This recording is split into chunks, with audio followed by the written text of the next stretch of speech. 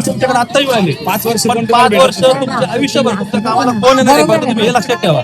सगळ्यात मदत ते राहणार आहे म्हणणार येणार आहे. आणि प्रत्येकाला 3 मतदान करायचे. मामी नगराध्यक्ष त्यामध्ये अ आणि ब म्हणजे असं नाही की तुम्ही एक मतदान केलं तुम्हाला 3 मतदान करायचं. एक नगराध्यक्षाला करायचंय, एक लेडीज आणि एक महिला असे अ आणि ब त्या तिघांनाही मशालीला तुम्ही मतदान करा आणि त्यांना आशीर्वाद द्या.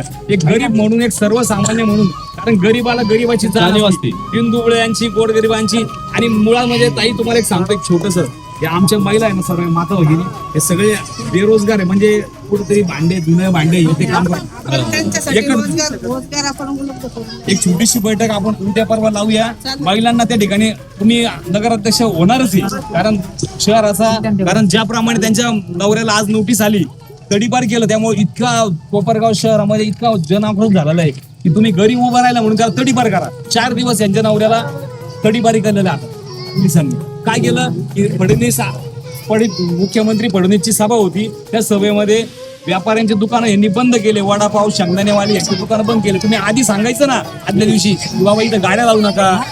कोण आता वड्यावाल्यांनी माल तयार करून ठेवला, शेंगदाणेवाल्यांनी माल तयार करून ठेवला, कोणी भजेवाले हे वाले सगळं माल त्यांनी त्या विरोधात आवाज उठवला म्हणून तडीपार केलं. आजच नोटीस आली त्यांना. ही नोटीस पण आहे आपल्याला, नोटीस दाखवली असं. त्यामुळं तुम्हाला सांगतो सर्वसामान्य आहे, महिला आहेत, महिलांच्या रोजगारासंदर्भात साई निश्चित नगराध्यक्ष झाल्यावर नक्की ते काहीतरी घरगुती रोजगार तुम्हाला उपलब्ध होईल. फक्त आपण दुसरे काळे कोल्हे दुसऱ्या लोकांसाठी शब्द देणार नाही तुम्हाला. मी 100% तुमच्यासाठी काम करत नाही केलं ना तुम्हाला घर पण माझं तुम्हाला गृहमंत्री अमित शहा